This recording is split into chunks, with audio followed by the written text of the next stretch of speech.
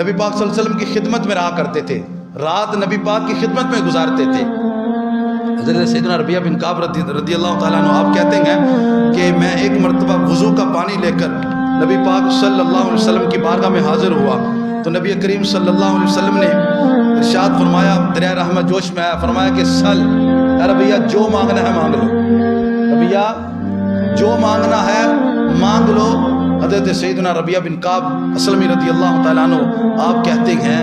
اسألک مرافقتک فی الجنہ۔ کیسا عقیدہ تھا، ان کو پتا تھا کہ محبوب علیہ السلام سب کچھ دے سکتے ہیں، کیونکہ اللہ نے ان کو سب کچھ عطا فرما دیا،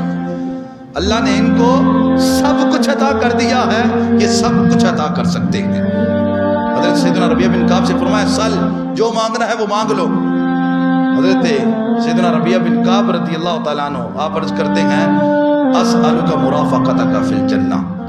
یا رسول اللہ جس طرح یہاں پہ آپ نے مجھے اپنا خادم بنایا ہے، اپنی خدمت کا موقع دیتے رہے ہیں، اپنی خدمت میں رکھا ہے، اپنا غلام بنا کے رکھا ہے، یا رسول اللہ میری خواہش ہی ہے کہ جنت میں بھی اپنا پڑوس عطا فرما دینا، جنت میں بھی اپنا خادم بنا لینا، جنت میں اپنا رفیق بنا لیں، جنت میں اپنا پڑوس عطا فرما دے۔ نبی پاک صلی اللہ علیہ وسلم نے یہ نہ فرمایا کہ اے ربیعہ کیا مانگ رہے ہو، میرے اختیار میں نہیں جنت دینا، جنت دینا تو رب کے اختیار میں ہے۔ میرے حضور صلی اللہ علیہ وسلم نے ارشاد فرمایا اوا غیر ذالک، ایسا اس کے علاوہ کچھ اور مانگنا ہے تو مانگ لو، اس کے علاوہ بھی کچھ مانگنا ہے تو وہ بھی مانگ لو۔ حضرت سیدنا ربیعہ بن کعب گویا کہ یہ عرض کرتے ہیں کہ تجھ سے تجھی کو مانگ لوں تو سب کچھ مل جائے، سو سوالوں سے یہی ایک سوال اچھا ہے۔